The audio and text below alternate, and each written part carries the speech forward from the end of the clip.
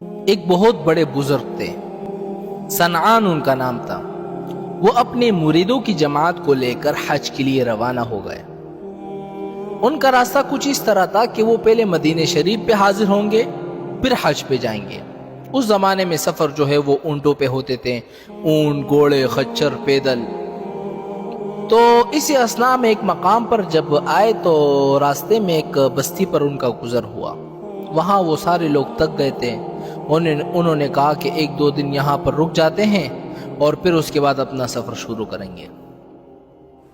اللہ کی شان ہے کہ اس بزرگ کی ایک عیسائی عورت پر نظر پڑی، اور وہ عورت اتنی خوبصورت تھی کہ آپ دیکھتے ہوئے ہی فتنے میں مبتلا ہو گئے۔ آپ نے جا کے اس سے بات کی کہ میرے دل میں تمہارے لیے محبت اتنی جاگ چکی ہے کہ اب میں تمہارے بغیر نہیں رہ سکتا۔ اس عورت نے بزرگ سے کہا کہ بھئی میرے کچھ شرطیں ہیں، اگر آپ مان لیں تو پھر میں آپ کے ساتھ رہوں گی۔ تو بزرگ نے کہا اچھا بتاؤ تمہاری کیا شرطیں ہیں؟ اس عورت نے کہا کہ پہلی شرط تو میری یہ ہے کہ جو عیسائیت کا جو ہمارا صلیب ہے نا، یہ کراس کا جو نشان ہے، ایک تو آپ یہ اپنے گلے میں ڈال دیں۔ دوسری میری شرط یہ ہے کہ اللہ کی قرآن کی بے حرمتی کریں۔ اور تیسری شرط میری یہ ہے کہ آپ شراب پینا شروع کر دیں۔ اور چوتھی شرط میری یہ ہے کہ جو یہ میرے جو خنزیر ہے نا، اس کو جنگل میں چرانے کے لیے لے جایا کریں۔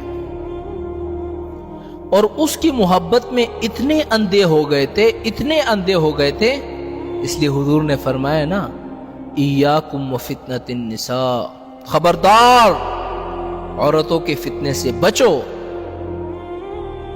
دنیا میں دو ہی فتنے ہیں، ایک دولت اور ایک عورت۔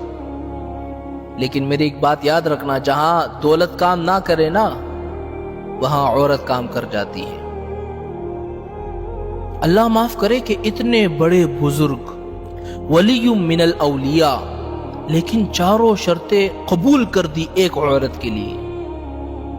اس لیے یہ خیال نہ کریں کہ جی ہم تو عالم ہیں، ہم مولوی ہیں، ہم درس دیتے ہیں اور ہمارا درس لاکھوں لوگ سنتے ہیں، ایک منٹ سے بھی پہلے بندہ گمراہ ہو جائے، ایک منٹ سے بھی پہلے ساری ریاضت، ساری عبادت ختم ہو جاتی ہے جب تک اللہ راضی نہ ہو۔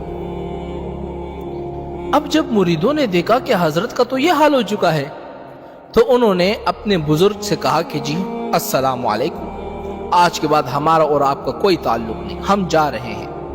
بزرگ نے کہا کہ جاؤ جاؤ جاؤ، اب میں نہیں جاتا، میں تو یہیں رہوں گا۔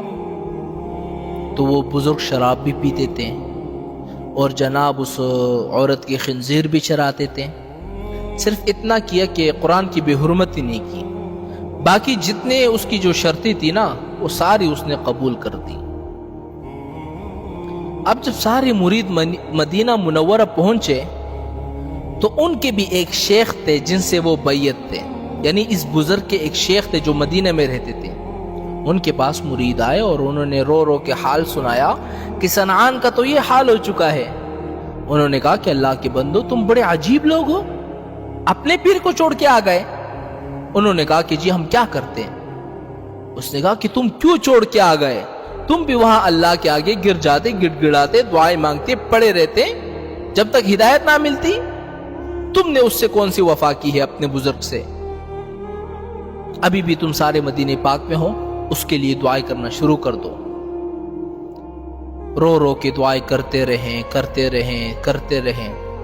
تو اللہ تبارک و تعالیٰ نے اس بزرگ کے دل میں یکدم پلٹا کایا کہ بزرگ کہنے لگا کہ میں کیا ہو گیا ہوں؟ تو انہوں نے شراب پھینکی اور اس عورت سے کہا کہ بس اب میں نے توبہ کر دی ہے، میں اپنے دین پر واپس رجوع کرتا ہوں، آج کے بعد میرا اور تمہارا کوئی تعلق نہیں۔ انہوں نے کہا کہ مجھے بھی کلمہ پڑھاؤ، میں بھی تمہارے ساتھ جاؤں گی۔ تو اس لیے علماء فرماتے ہیں نا کہ یہ نہ سمجھو کہ جی ہم مولوی ہیں اور ہم درس دیتے ہیں، ہمارا درس لاکھوں لوگ سنتے ہیں، ہم کوئی بڑے آدمی ہیں، ہم کسی سے نہیں ملیں گے۔ سامنے والا آدمی کون ہے؟ میرے بھائیوں، ہمیشہ یاد رکھو، ہدایت اور گمراہی اللہ کے ہاتھ میں ہے۔